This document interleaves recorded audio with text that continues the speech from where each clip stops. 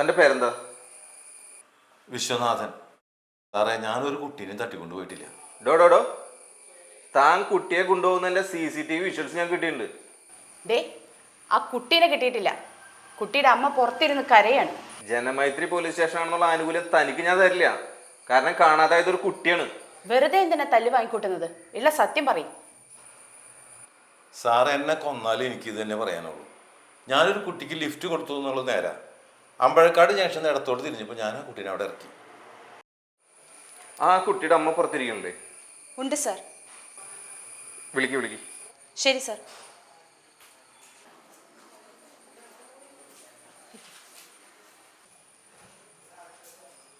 അമ്പഴക്കാട് ജംഗ്ഷനിൽ നിന്ന് എത്ര ദൂരമുണ്ട് നിങ്ങളുടെ വീട്ടിലേക്ക്? ഒരു 10 മിനിറ്റ് നടക്കാനുള്ള ദൂരമുള്ളൂ. ഈ ഇടത്തോട്ടാണോ വലത്തോട്ടാണോ? വലത്തോട്ട്. വലത്തോട്ട്.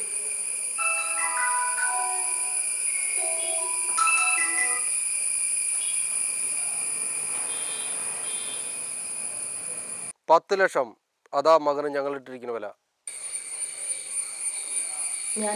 ഞാൻ തരാം. സ്ഥലമൊക്കെ ഞാൻ പറയാം. പിന്നെ ഒരു കാര്യം, ആ ലൗഡ് സ്പീക്കർ അങ്ങോട്ട് ഓഫ് ചെയ്തേക്ക്. എന്നിട്ട് പതുക്കെ ആ സ്റ്റേഷനിൽ നിന്ന് പുറത്തേക്ക് ഒന്ന് ഇറങ്ങ്. SI സാറേ, കളിക്കാൻ നിൽക്കരുത്. ഇത് നിന്റെ കയ്യിൽ ഒതുങ്ങണ പണിയല്ല. ഹലോ സാറാ, എൻ്റെ മോൻ. വിഷമിക്കണ്ട, നമുക്ക് കണ്ടുപിടിക്കാം. സാറേ, എനിക്ക് ആ ആളെ അറിയാം. ആരുടേത്? ചൂടാവല്ലേ മേഡം, ഞാനല്ല തെറ്റുകാരനെന്ന് മനസ്സിലായില്ലേ? ഒരു കുട്ടിയുടെ കാര്യമാണ്. താൻ കാര്യം പറ. തനിക്ക് അവനറിയോ? സാറേ, അത് വെട്ടുഷിബുവാണ്. ആൾക്ക് ഡ്രഗ്സിൻ്റെ സപ്ലൈ ഒക്കെ ഉള്ള ആളാണ്. സാറേ, അവൻ നമ്മുടെ ലിസ്റ്റിലുള്ളവനാ. പ്രായപൂർത്തിയാവാത്തൊരു പെൺകുട്ടിയെ പീഡിപ്പിച്ചതിന് ജയിലിലായിരുന്നു. അവൻ എവിടെ ഉണ്ടാവുമെന്ന് തനിക്കറിയോ? സാറേ, എനിക്ക് പണിയാവരുത്. മാന്യമായിട്ടൊരു ജോലി ചെയ്ത് ജീവിക്കുന്ന ആളാണ് ഞാൻ. പണിയില്ലെങ്കിൽ നമ്മുടെ കുടുംബം പട്ടിണിയാവും. തനിക്കൊന്നും സംഭവിക്കാതെ ഞങ്ങൾ നോക്കിക്കോളാം. സാറേ, എൻ്റെ മോൻ ഒന്നും സംഭവിക്കരുത്. പൈസ കൊടുത്തിട്ടായാലും കുഴപ്പമില്ല. മോനെ, നിന്നവരെന്തെങ്കിലും ചെയ്തോടാ? ഇല്ല അമ്മ.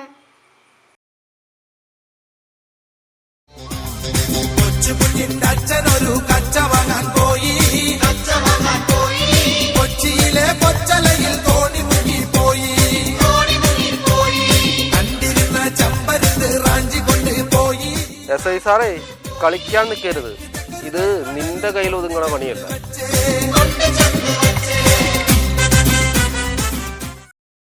എടാ, നീ ഇങ്ങോട്ട് വന്നേ. നീ പേടിച്ചാ? പിന്നെ പേടിക്കാണ്ടിരിക്കോ? അയാളെന്നെ കൊല്ലൂന്നൊക്കെ പറഞ്ഞു. സംഭവിച്ച കാര്യങ്ങളൊക്കെ നീ ഒന്ന് പറഞ്ഞേ, ഞാനൊന്ന് കേക്കട്ടെ. ഞാൻ വേഗം വീട്ടിലെത്താനായിട്ട് ഈ ചേട്ടന്റെ വണ്ടിക്ക് കൈ കാണിച്ചു. ആ ചേട്ടൻ എന്നെ അമ്പഴക്കാട് ജംഗ്ഷനിൽ ഇറക്കി. പിന്നെ ഞാൻ വേറെ വണ്ടിക്ക് കൈ കാണിച്ചു. അതിലൊരു ചേട്ടൻ വണ്ടി നിർത്തി. എന്നിട്ട് എന്നെ എങ്ങോട്ടോ കൊണ്ടുപോയി.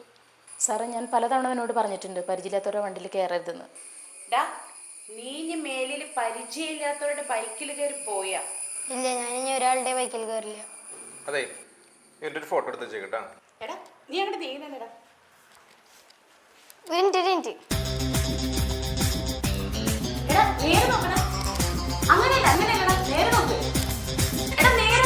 ഇതാണ് ഇപ്പോഴത്തെ എസ്തെറ്റിക്സ്.